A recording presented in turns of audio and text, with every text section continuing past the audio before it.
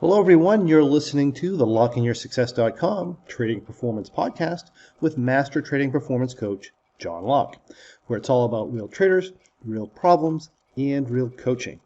This is episode number 32, and today I'd like to share an excerpt from a presentation I did about the 4 common beliefs that prevent traders from being successful. Keep in mind that the beliefs we're about to reveal are extremely common because they're all the things we've loved for trading to be, but unfortunately, like many good things in life, the benefits in trading also come with their challenges. And refusing to accept those challenges will prevent you from reaping the rewards from trading. So let's listen in. So let's start talking about a couple common destructive beliefs. And one of them is I want to or need to be consistent, or I need consistent results to be successful. And this is a very, very common thing, right? So whether I'm coaching day traders or income traders or investors, there always have this thing as, I'm looking for consistency. I want consistency. I have to have consistency. And it comes up over and over again. Now, the first thing we have to talk about is, what does consistency mean to you? What does it mean to you as a trader? Because I'll tell you, the word consistently defined means the same all the time, right? In other words, the trader is expecting to get the same results all the time, and I'm sure the results they're expecting to get is to win all the time. And when I point out that statement is, when they say they want consistency, I say, so you're expecting to win all the time in your trading strategy. And what they'll do is they'll think about that statement and they'll say, well, no. I understand that I'm going to lose trades. I just want to, right? I understand I'm going to lose trades. I just want to trade consistently. Now, of course, when we start talking about consistency too, we have to also ask a couple of other questions, over what time frame, right? So do you want to be consistently profitable every year, every decade, every month, every day, every week, every year, right? So what is that time frame? And we ask the question, how much and how often? In other words, we ask people to define this word consistency to themselves because they don't actually truly internalize what they're saying. Realize that a trader's expectations around consistency literally create stress and lead to poor performance when we talk about performance. And the reason is, we talk about the scenario I just talked about. At a logical level, the trader understands that they're going to take losses because they tell you, I expect to take losses. But at the feelings level, or the feelings or the emotional level, they are expecting consistent returns. They are expecting to win all the time. And we know this because of the way people tend to trade strategies. So what will happen is they'll take a look at a strategy that they know has, say, an 80% probability of winning. And therefore, if it has an 80% probability of winning, it only logically makes sense it's going to lose 20% of the time. And they start trading it. And then when they start trading it, as soon as a loss comes in, or 1 or 2 losses comes in, or they experience a rough period, they're out, right? They just go away. And they're on to the next trading strategy, or they're reducing their size or whatever, right? From a perfectly normal loss. So my point being is that the trader literally has conflicting expectations at different cognitive levels. So at one level, he's expecting to have these losses, and at the other level, he can't deal with it. So the result is I understand logically there will be losses, but emotionally, I have to win this trade. I have to win every trade in order to continue to trade at a high level. So when we look at that statement, or when you are acting that way, this puts you at an abnormally high risk of making poor decisions and trading poorly. So if you're like this, if this is your mindset, instead of following your system, you're going to feel the urge to watch the market constantly. That's the first sign that at the unconscious or the feelings level that you're not willing to lose the trade. And that being the case, you'll be overly focused on evidence indicating that the trade might lose. That's going to create stress. Whenever a human being has stress, they narrow their focus of attention. And since your stress is about potentially losing, you're going to find or make up evidence about what you're looking for, and you're going to build up evidence that will favor that your trading strategy is going to lose. And since you are looking for that evidence and you're finding that evidence, you're going to build up a story in your head, and you're going to be compelled to break your plan. Will that create a loss or not? I don't really know, but I know over time, if you're not following your trading plans, you're not going to be tremendously successful as a trader. So this is a scenario that is very damaging to your long-term performance.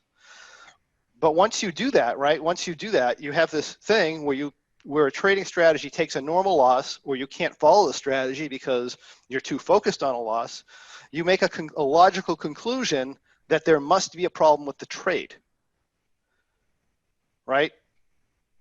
And if there's a problem with the trade, you don't want to trade it anymore. So you're going to go out and find some other strategy, some other trade, something else, because obviously this didn't work, right? So this is a very common example of a trader being inconsistent in his process in a way where it causes poor results, with the root cause being conflicting logical and emotional expectations. So why does this happen? Well, it's only natural for human beings to do this. So for example, if you were going to, say we were all younger again and we wanted to have a child, when somebody's looking at the experience of, or the thought of having a child, they're thinking about, and they're getting the feelings of how wonderful it's going to be to have a baby, and how cute he's going to be, and all the fun things that they're going to do together, and all this other stuff.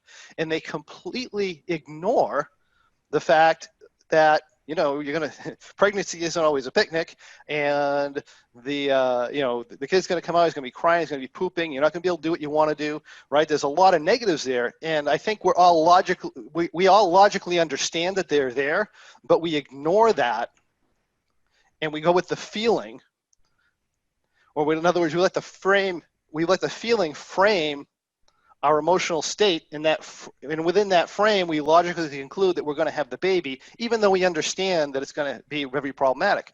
And it has to be this way, because if it wasn't this way, right, if human beings didn't work in this manner, they would never have children. When they think of all the poor things, if they, all the hard times you're going to have with your children, if that was your frame that you put around the circumstance, you wouldn't reproduce, and we wouldn't be here as a species, right? So this is how we work in everything. So this is why something like this happens. Now, what you want to do is you want to understand this about yourself, and understand when you're looking at a trading strategy that has an 80 or 90% win rate, or whatever it happens to be, that there is going to be that 10 or 20% of the time that's just going to suck. And you want to fully internalize that. And by fully internalize that, not just logically saying, yeah, I understand I'm going to lose, but this is wonderful, right? You want to actually play out the losses in your head ahead of time, so that you know the losses are going to be there, and you internalize that the losses are going to be there, and you know what they're going to feel like. And then when you do that, and you make the logical decision to go ahead and do that strategy, and you, from a unconscious or emotional standpoint, you understand that you're going to go through this, it makes it a lot easier to go through these rough areas and these drawdowns, and to continue to trade a strategy that's actually a very good strategy, but has these ups and downs, as everything in life does. All right, so I'm going to move on and talk about a common destructive belief number 2, which is, and this is for our income non-subjective traders, is I trade non-subjectively based solely on past probabilities. Therefore, I can blindly follow the rules and expect to win in the future. One of the things I point out in our seminars is a trader is always either trading subjectively based on his own subjective beliefs, or he is trading with ignorance. Now, realize that every trading strategy tells a story that defines its edge in the marketplace. It also defines its weaknesses in the marketplace. If a trader truly understands a strategy, right, I don't care how complex the strategy is or how well it back-tested, it has those dynamics, it has its strengths, it has a reason it's working in the marketplace, it has an edge in the current marketplace, and at some point in the future, that edge is going to go away, at least temporarily.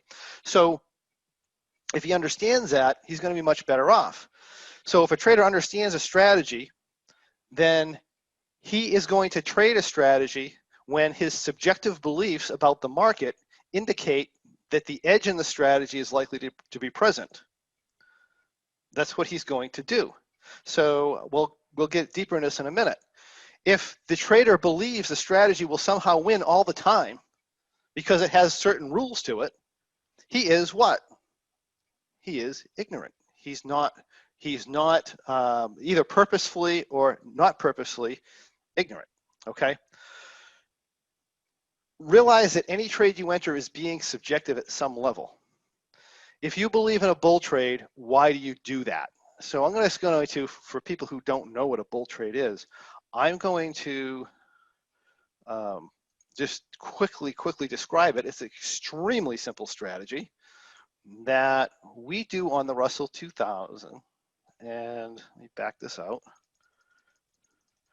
Where we enter a bullish vertical, 65 days to expiration, and we have a 30-point wing on it, and we get at least $2.50 credit, and that puts the risk at about 25,000. So in this particular example, we got a little, let's see, what's the actual risk here? We got a little bit more credit. It gives us $21,120 in risk. And with this strategy, we enter it. This is a quote unquote non-subjective strategy, okay? We enter at 65 days to expiration. We do nothing. There's no adjustments, there's no nothing. You do nothing until September or the following month is 65 days to expiration. That's going to give you approximately 28 to 36 days, I believe, in the trade. And we exit when we enter the next trade, whether this trade's up money or down money, okay? That is the strategy. And from a execution standpoint, it's totally non-subjective. But what I want to point out is if you trade this bull trade, in order to actually trade it non-subjectively, you have to have certain beliefs about the marketplace. All right, so this has a stop out point of $2,500. So this is going to stop out at, if the Russell comes down to about 1,300 quickly, it'll stop out around 1,300. If a little more time goes by or volatility shifts a little different, we may get a little bit more room, okay? But that is a strategy. So in order to trade this non-subjectively, you have to have an overriding belief about the marketplace that the market generally goes up and that the market doesn't, when it goes up, it doesn't typically drop more than a certain point value. If you believe that, if that's your subjective belief, then this strategy is for you. If you don't believe that, if you believe the market went down more often than it went up, and when it went down, it went up a lot, and when it went up, it only went up a little bit, if that was your subjective belief about the market, you'd have no interest whatsoever in trading this strategy. And this dynamic applies to any strategy that you trade. If I go to, for example, let's see, this is what I call a zero delta.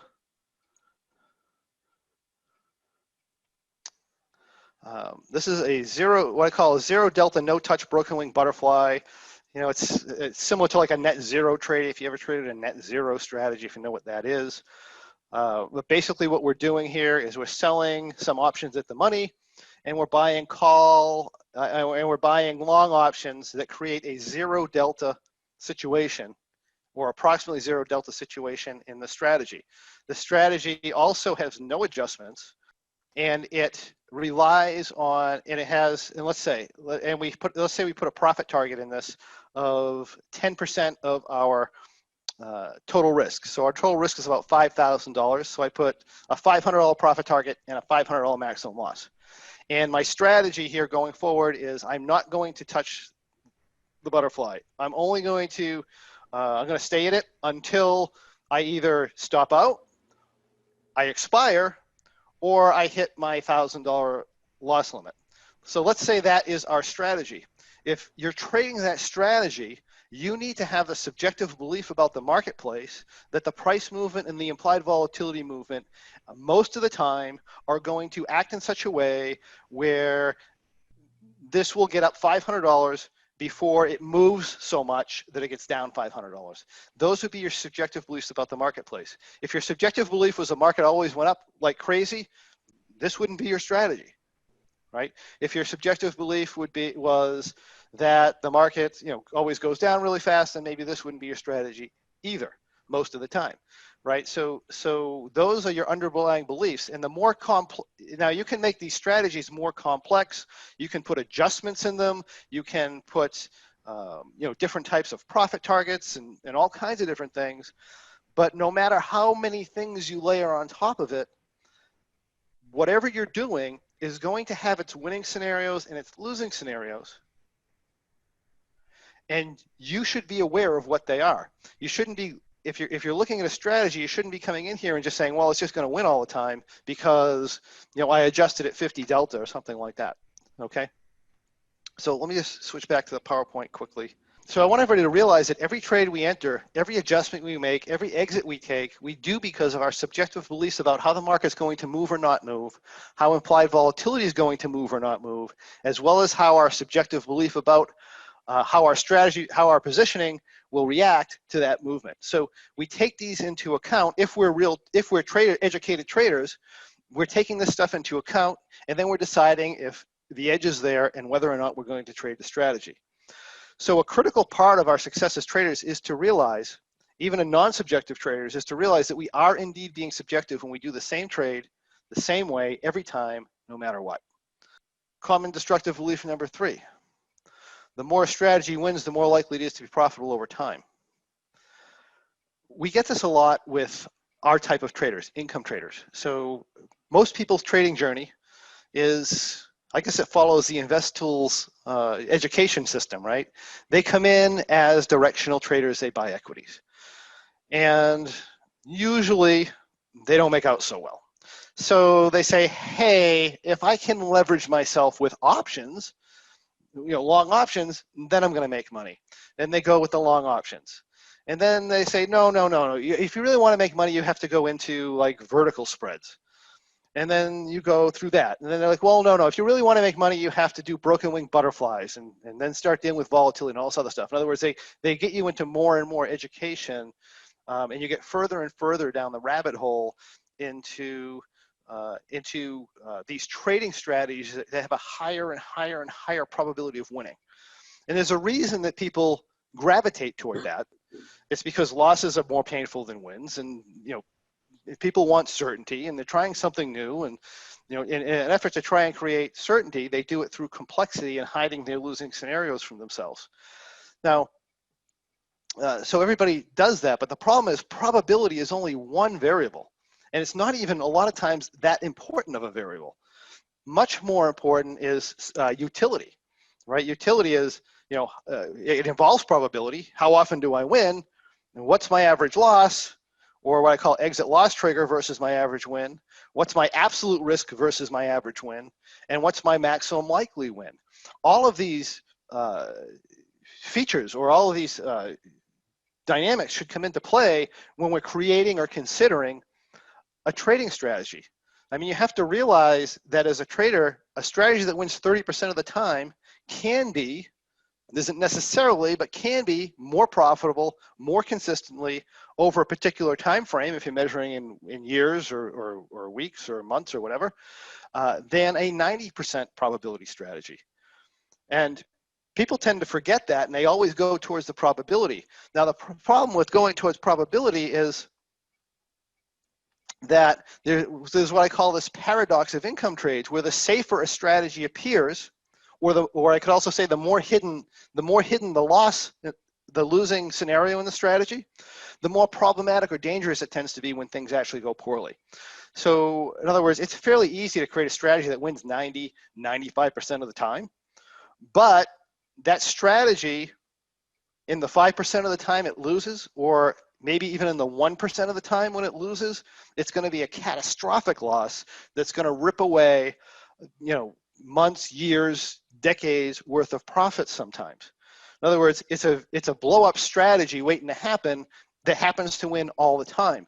And people see that as safe because it wins a lot historically. So, if they trade it for a while, they're making these small wins, small wins, small wins, small wins, and they're not experiencing that loss, and they kind of forget about it. But when the loss comes, something weird happens in the market, something very unusual, and it may not be a big down move. It might just be a volatility event with a small down move or an up move or whatever, depending on the strategy. And next thing you know, they're losing a year's, 2 years worth of profits in that strategy, sometimes more. And we've seen this, I think we saw this in 2018 with a short seller, in a hedge fund in the marketplace he's back tested forever doing this short, selling these short options. He had clients, he's managing people's money, using portfolio margining. And then of course, that one unusual thing happened, everybody blows up and they lost, more money than they actually have because that little 5% or 3% or 1% just happened to show up. So we want to be aware of that. Strategies that win less often and make maybe a higher percentage of return versus the actual capital in the trade often tend to be much more responsible than these strategies that have a ton of money in them and only win a little bit of money. So you want to keep that in mind. Also, the more complex a strategy is, the less predictable that strategy, that strategy's reaction is to implied volatility and price movement. So if I have a stock, I know for certain what my trade's reaction is. I mean, it's simple math, right? To figure out what price movement is going to do to my profit and loss and what implied volatility is going to do to my profit and loss. I know exactly what it is. When I have a single option, it's a little more difficult because I'm dealing with, implied volatility that may go up and down. I'm also dealing with the passage of time in which that option is going to deteriorate. So it's a little more complex, but it's still predictable. I get into a vertical spread that adds another layer of complexity. It's a little harder to determine exactly what's going on. I get into a broken wing butterfly. Again, that's even more complicated. And then if I put an adjustment strategy on top of that, then I have a whole other layer of complications. And then if I start going into ratio spreads with, put protection and I start doing calendars or diagonals and stuff in different months, that just adds and adds and adds. And the less predictable, the less your analytical software in itself is going to be able to predict what happens to that strategy. And unless you're very educated in how those dynamics work, the less you're going to understand why your profits and losses go up and down.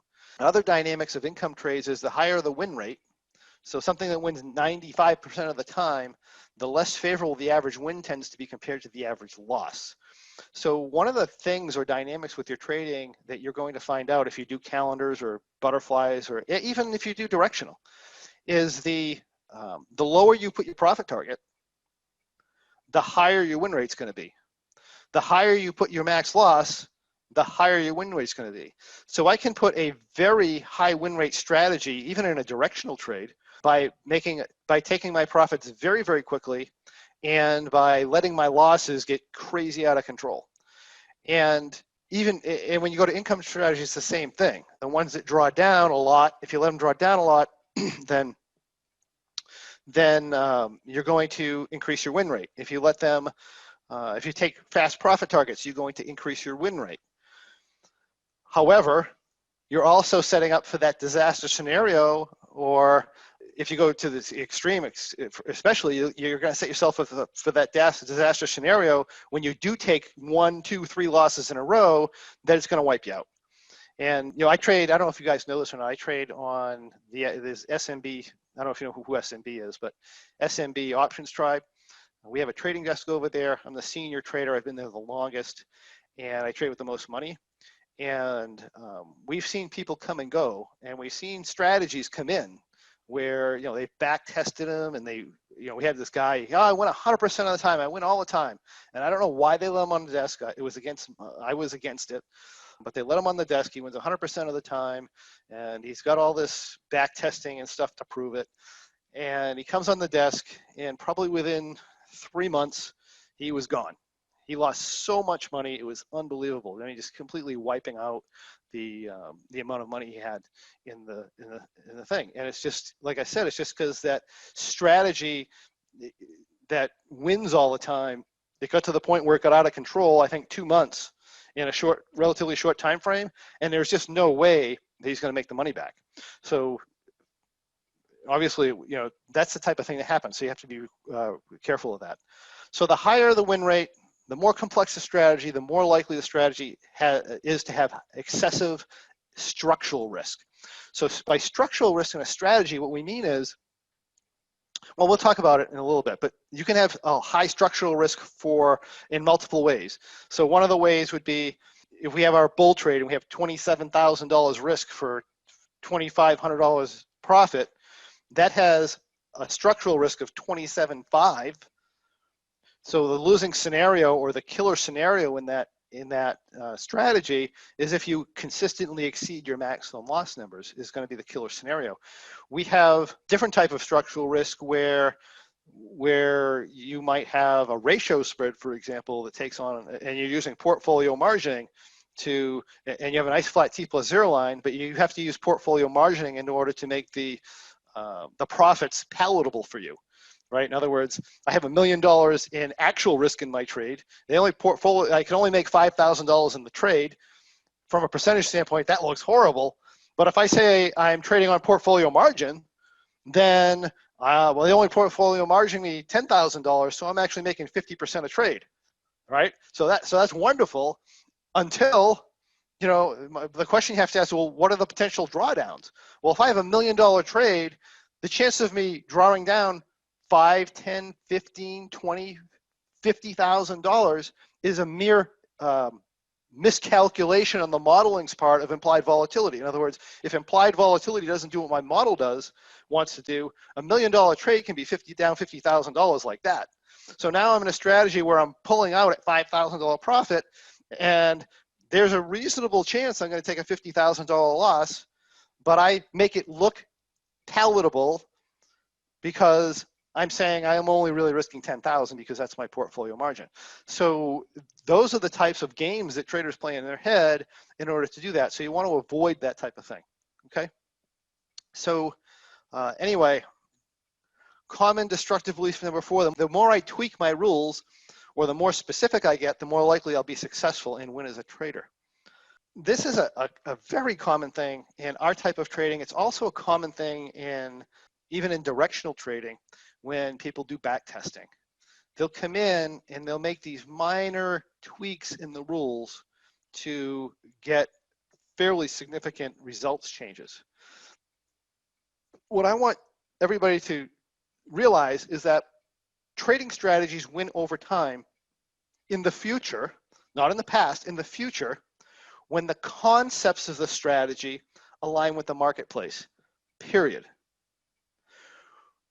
When you properly backtest a concept, when you do that, what happens, right? And by properly testing, I mean not tweaking anything. I mean just setting up a set of guidelines and rules so you know what to do when, and testing it.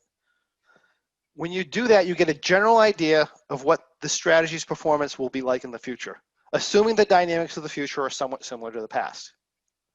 When you start tweaking that strategy, when you start adjusting at 50 delta instead of 75, or you enter at 52 days to expiration instead of 56 days to expiration, the more you do those kinds of tweaks, the more, in order to get better results, the more you're form-fitting the concept to the past.